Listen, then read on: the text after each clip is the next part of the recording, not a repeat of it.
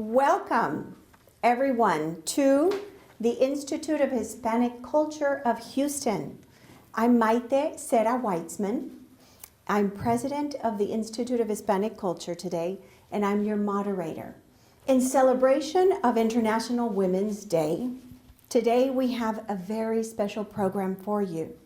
We have diverse leaders who have forged a way in life and who are here to share not what the world thinks we should be, but as women who support each other. So, with no further ado, I begin this remarkable discussion with our past president, our beautiful and brilliant Escarle Silva. I would like to tell you a little bit about my background. I have a marketing degree and a minor in management at the University of Houston. I am originally from Venezuela, and I came to this beautiful country for 6 months to study English. I go back to Venezuela, and now I stay here 23 years after. And my experience has been very interesting because I come from a small city in Venezuela called Maracaibo, and had the greatest opportunity to come to this country and experience the real American dream. And at the moment, I own a med spa, which have given me the opportunity to learn how to empower women or men into being more self-confident. Many times I will see the other lady and we think she's so successful, and I am not. Think about that she might be thinking the same about you, how successful you are because you have achieved things that for her might be a dream. So for me, coming from Venezuela, being able to get a degree in the United States was a dream, something that I could not achieve coming from a family that none of them have gotten an education or much less left the country. And I always wanted to do it. And I bought a book, learned English on my own, and managed to be here. It's a long story, but it's for another day. But I've been here, and one day when I said I want to start a business, I didn't know what to do. I started thinking about what is my passion, what I love to do. And I love beauty. And when I say beauty, I don't mean about heavy makeup or the hairdo.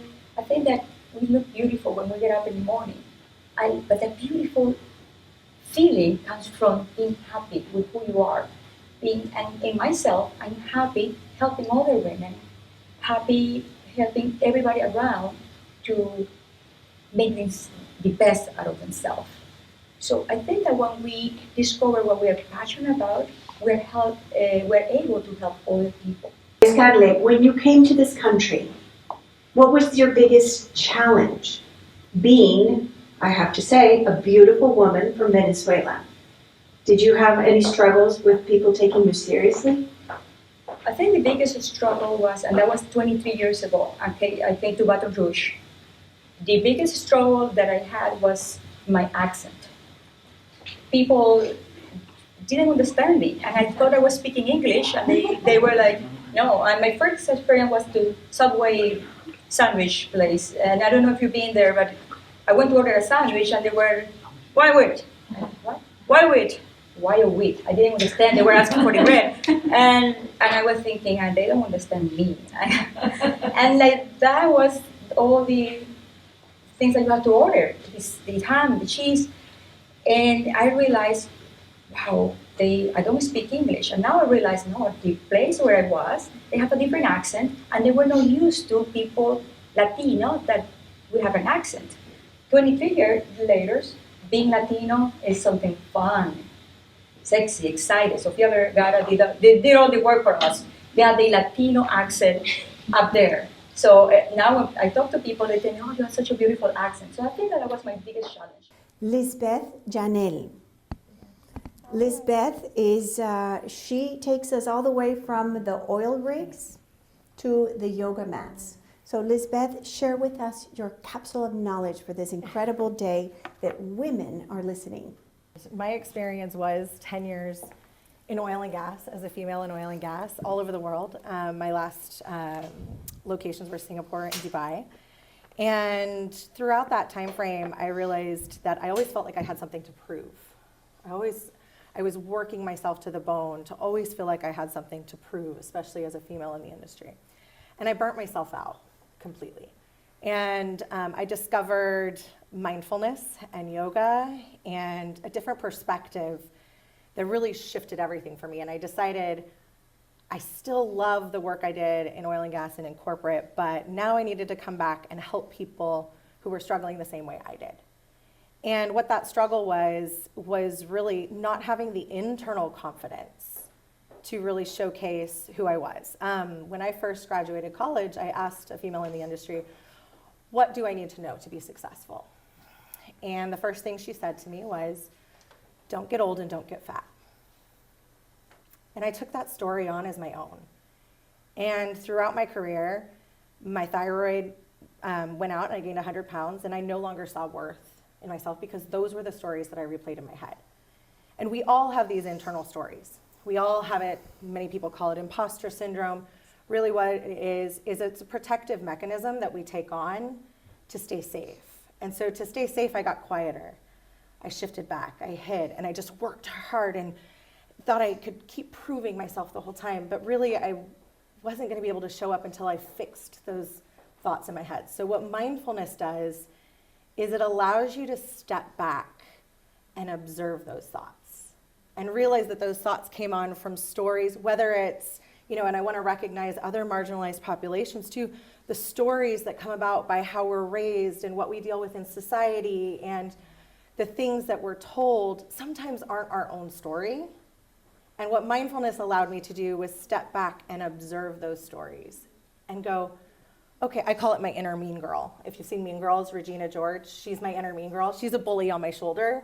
She's the one that says, you can't do this, you're not smart enough, you're not pretty enough, you're not this enough, you're not that enough. And we all have those you're not enoughs that come up in our head sometimes. And it's this voice that's trying to keep us safe. And mindfulness allowed me to make friends with that voice and say, I know that you're trying to keep me safe, but that's not what's needed right now. What's keeping me safe isn't allowing me to show up fully as myself. So I made friends with this voice in my head, and I learned to love it. And then in turn, I learned to love myself, and I learned to love everything about me and shed the stories that weren't mine and be able to really speak again, find my voice. If you had heard me a few years ago, even physically my voice was gone. Carmen, when I met Carmen here, she can attest, I had I still have kind of a raspy voice, but to the point where sometimes I couldn't even speak. And as I found my own confidence, that actually went away as well.